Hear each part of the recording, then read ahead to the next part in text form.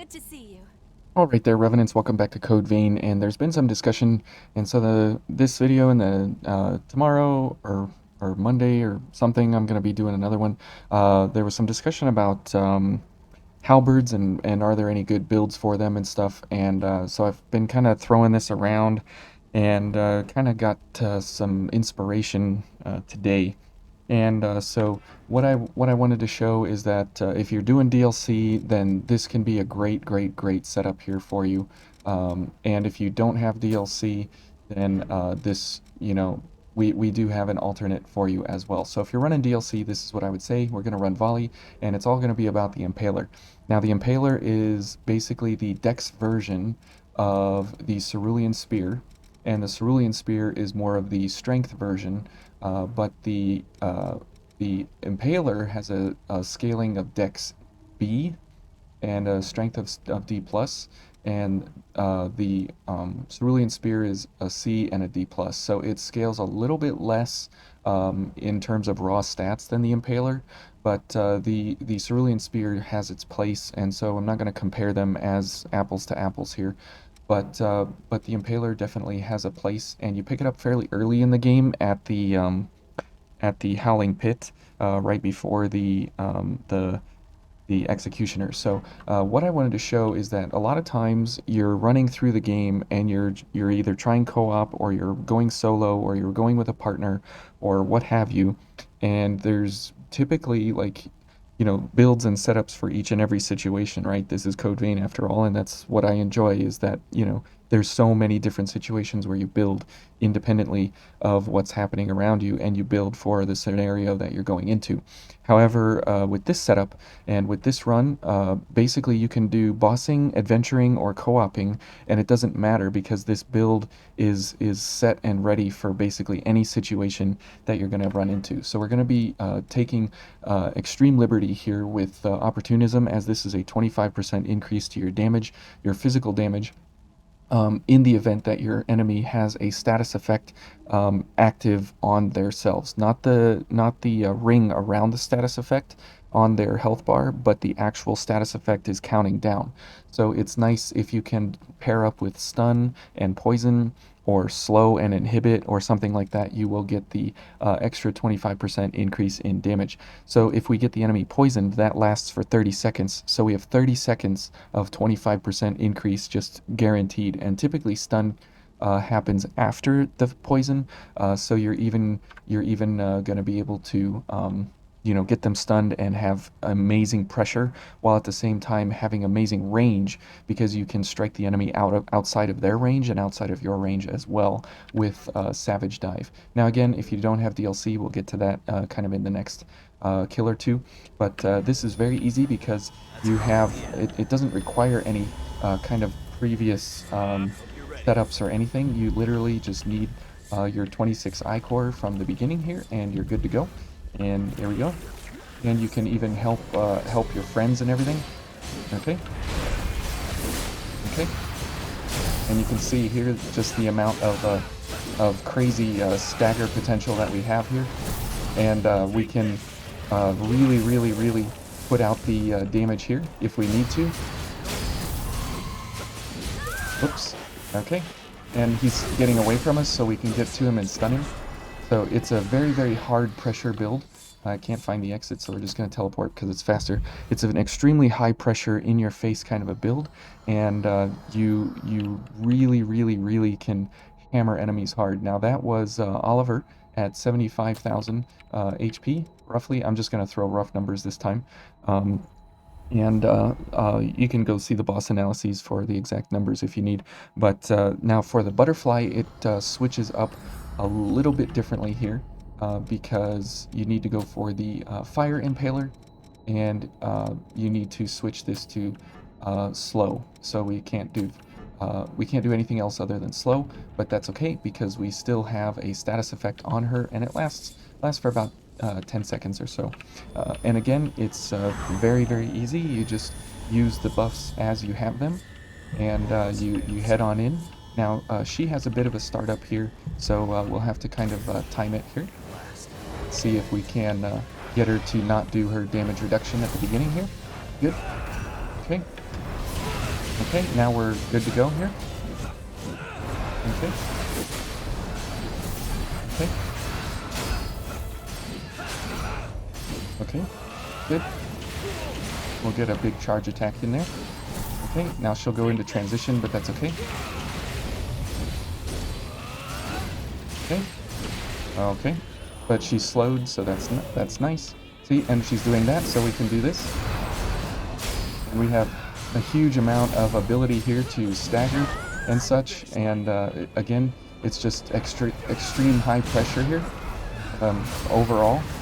Whoops, missed. Okay. Oh, come on. Jack? Jack's dead. Jack. So I go for Jack because of the extra stamina, and if we wouldn't have gotten unlucky there with that hit, then we would have taken her down easily. And that's the great thing is that if you join somebody else's game, typically there's time to set up and everything. You can use the items if you want; they just help you get more damage quicker. So you don't have to use them, but it's okay if you do. Now she's going to go into damage reduction here. Okay, good. And it doesn't matter because we can hit her from a distance here. Nope. And that's the cool thing is that you have the ability to charge the enemy from an extreme distance there. Okay. And we'll go for a big charge attack here. Okay. Okay. Okay. We'll do this. Oh, we missed her there. Okay, let's go ahead and heal, I guess. Okay, he's gonna do that. Now this is why the butterfly is a little bit more difficult than the other bosses. Okay. Oh, are we poisoned yet? Not yet. Now we're poisoned. Okay. Okay, and Jack, please. Jack's dodging. Oh, now we're up somehow. Oh. Okay, we ruined that there. Oh, and we're dead. Well, we're just not getting the RNG here that we need.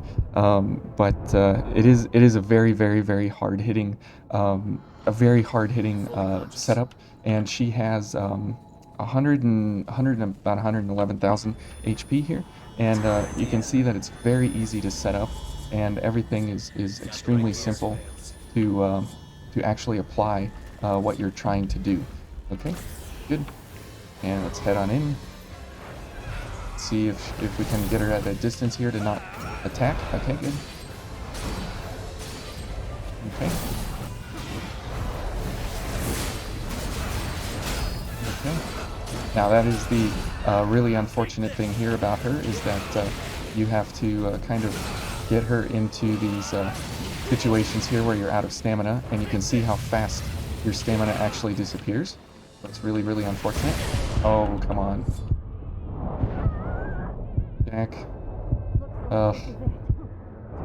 It never goes the way you want it to as you have in testing.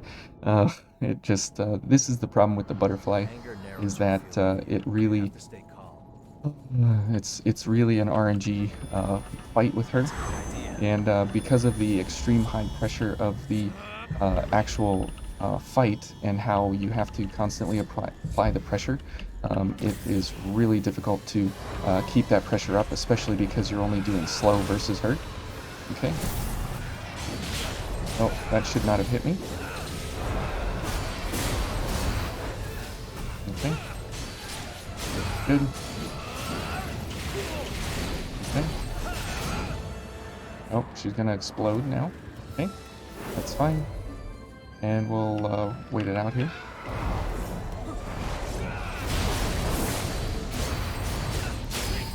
Okay. Now we'll go ahead and apply some slow here. We'll go for a big charge attack. Oops. Okay, we'll heal. I guess we do have to take it a little slower. That's unfortunate. Okay. He's just not gonna play nice here. Alright. So unfortunately, as we had in the first attack, the first fight, we had her very, very close to killing her, but she's not going to play nice anymore. Oh, good grief. Okay. Now, it should end here. Good grief.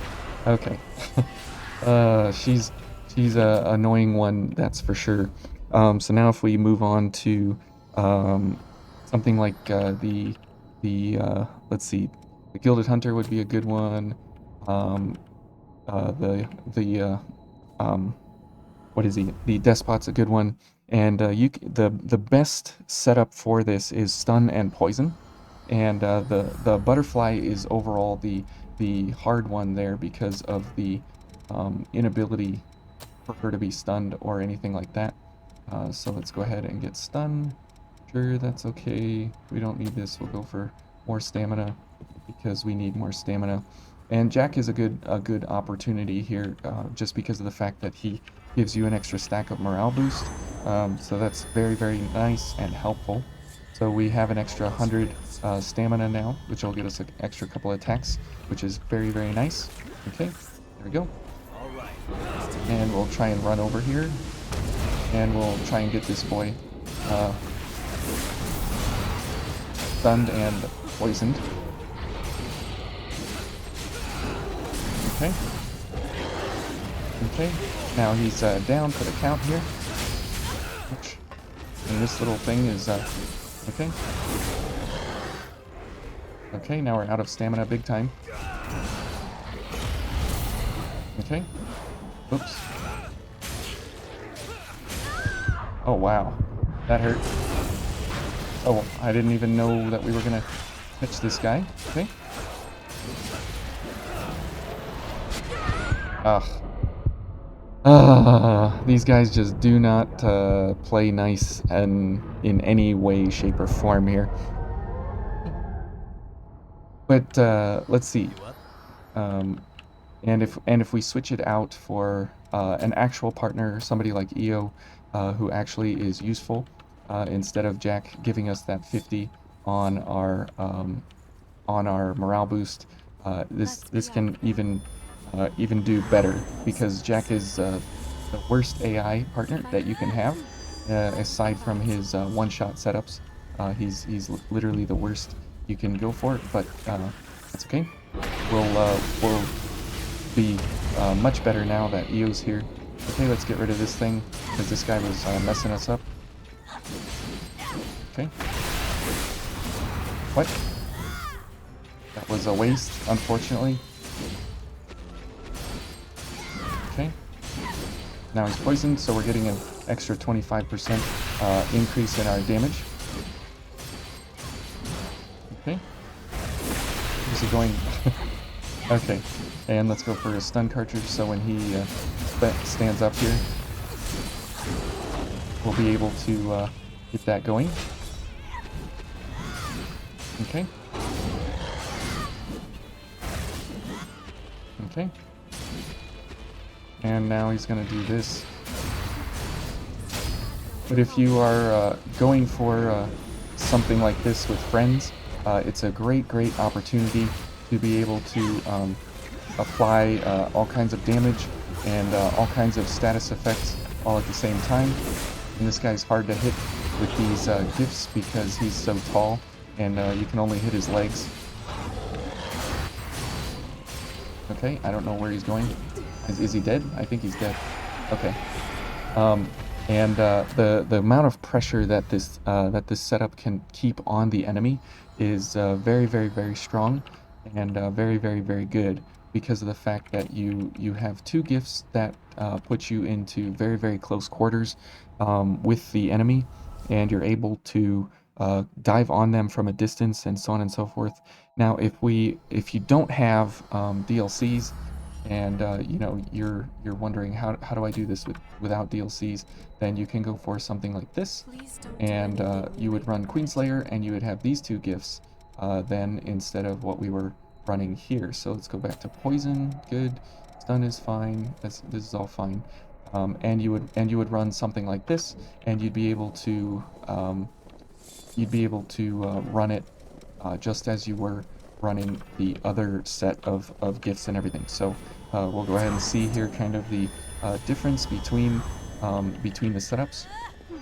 And they're not too terribly different, but you only have the 60 seconds here with Final Journey, so you got to make it quick. Okay, and come on. Oh, I can't. My T button doesn't work. Okay, there we go. Good. Okay. And let's get that stun going. Okay. Good, good. Oh, we ran out of stamina. Okay. Okay. Good.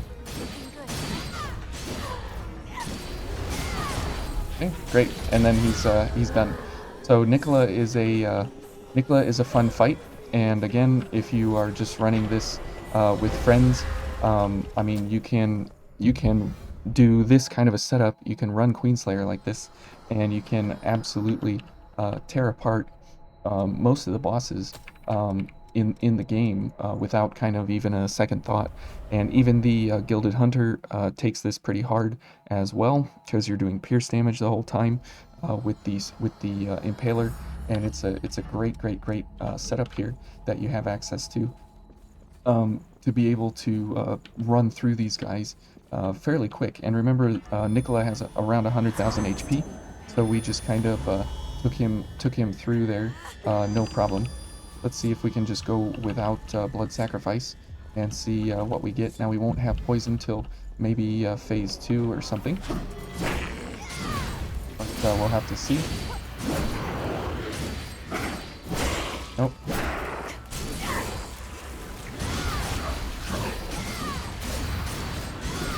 Okay.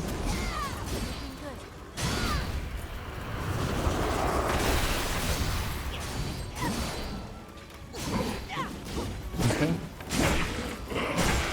Ouch. And again, we can put the pressure on from a distance because we have Phantom Assault here that allows us to leap over to him to close that distance. And if you use Final Journey like halfway through there, like we did, you get that increase in your weapon damage, your light damage. So Bridge to Glory gets even better. And yeah, you can do some really cool stuff. And if we go for the Queen's Knight Reborn or the Queen's Knight, this is kind of the same representation, just a little bit more difficult. And this guy has about 111,000 HP, if I was being generous here. And that you can see kind of how this would run versus him. And we'll do the same thing here. We'll wait to do our other gifts halfway through the fight here, and during his transition period. Okay, and let's go. And we'll apply that stun now. Okay. Okay. Okay.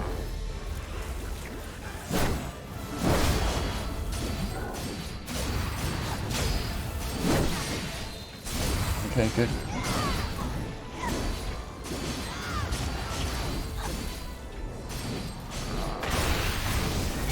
Okay, and one more and he's stunned now. That's good. Okay.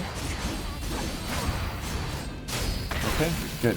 And you can see there that Queenslayer does not disappoint, as it, you know, is a pretty good blood code overall.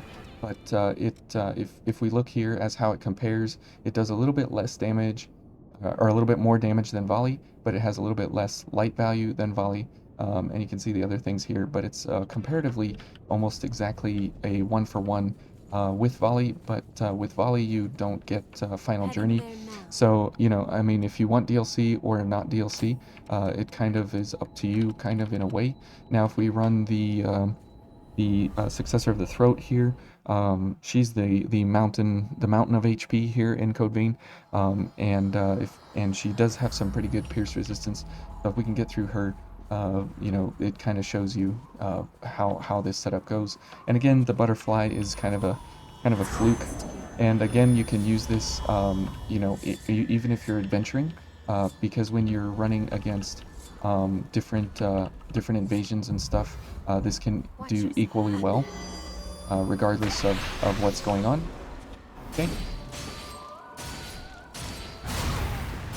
Let's get her stunned here. Good. Okay. Use the stun cartridge, please. Oh, ouch. Okay. Okay, good. Yay. Oh, we didn't get it. That's too bad. Oh well. The poison will take her out here. And there she goes. So yeah, the successor of the throat is a mountain of HP, and you can completely run through it without even a thought. It's really great that way. Okay, and let's go see what something like the Cathedral Invasions have for us, because these are the hardest invasions in the game, and we'll see how we can do here. But the Impaler is kind of one of those weapons you pick up early, and you're like, oh, that's kind of cool, and then you use it, and it's kind of nice. But a lot of enemies do have pierce weakness and pierce strengths. So, and they're very generous either direction. So their weaknesses can be like up to 25%, and then their strengths can be up to 25% and even beyond. So it's kind of a give or take here and there. We'll go back to volley for now, just to see what we can do here, because we'll need to revive EO probably. Now it doesn't do as well for enemies. So what you want for regular enemies, you want to go for poison all the way. Typically you won't, you'll kill the enemy before they'll be poisoned, but that's okay. It's at least a thing to help you, it's at least a thing to help you get that extra 25% damage on the enemy. Whoops. Okay. Okay. Good job, EO. And good job, Cerulean Spear, Impaler. So, like I said, this is the Dex kind of version of the Strength version of the Cerulean Spear, and I'm glad that they included the, both types of spears, because you're able to get a really good understanding of which you would pick up and why at different times. Okay, so as we head in here, we'll keep EO going, just for because she's good at getting rid of our inhibit when we get inhibited. Hopefully we don't. Okay, and we'll pick up this, and hopefully we can get a backstab to start here. Good. Okay, now I should probably pay attention here a little bit.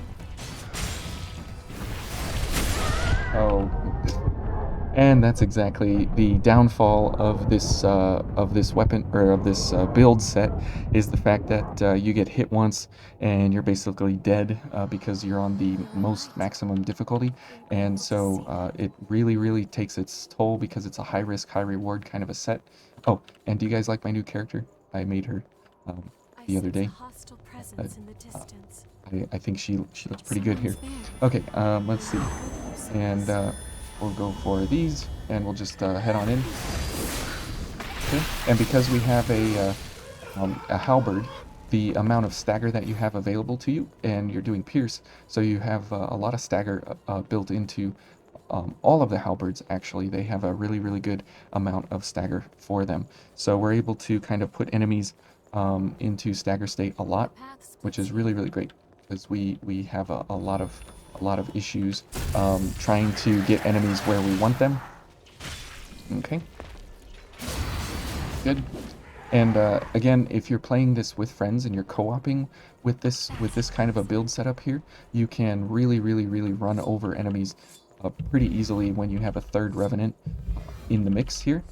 I wonder if we throw up a distress signal, if somebody would join. Oh, I can't for some reason.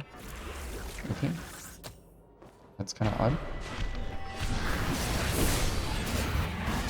Oops. There we go. Okay. Oh, ouch. That was very, very much pain.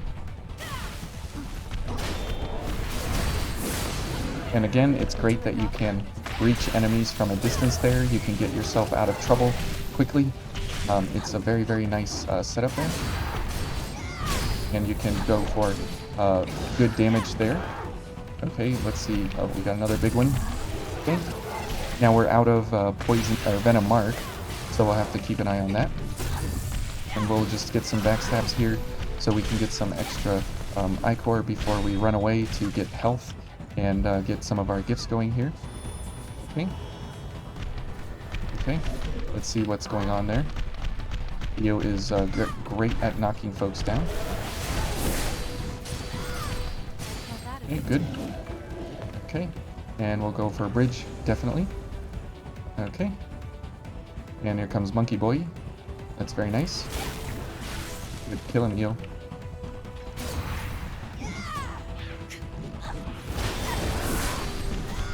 Oh, we need some more ichor.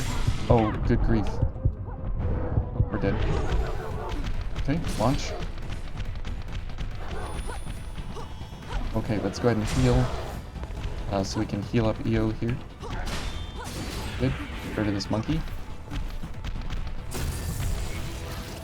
And good thing we pushed the spawn point here.